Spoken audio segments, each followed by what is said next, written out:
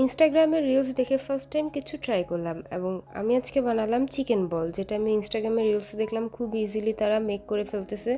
So I thought আমি একটু try করি এবং আপনাদের সাথেও শেয়ার করি।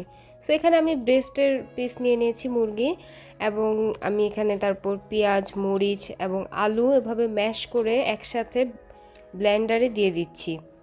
আর এখানে আমি একটা ডিম দিব, তারপর স্বাদ মতো লবণ, হলুদের গুঁড়া, মরিচের গুঁড়া, তারপরে সিক্রেট মশলা, তারপরে গোলমরিচের গুঁড়ো। তারপর আমার যেহেতু একটু ঝাল পছন্দ, এবার আমার বাসায় সবাই একটু ঝাল পছন্দ করে, এজন্য আমি একটু শুকনো মরিচের গুঁড়াও দিয়ে দিলাম।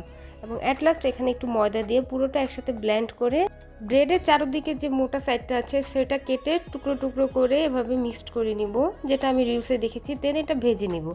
সো সব কিছু মিলে টেস্ট গুড ছিল, বাট এটা কিন্তু চিকেন বলের রেসিপি না, যেটা আমি দেখলাম। চিকেন বলের রেসিপি অন্যরকম, এবং আমি আপনাদের সাথে আমার চিকেন বলের রেসিপি খুব সুন শেয়ার করবো। এবং এভারেজে টেস্ট ছিল গুড, ভালো মোটামুটি। সো আজকের জন্য এতটুকুই। আল্লাহ হাফেজ।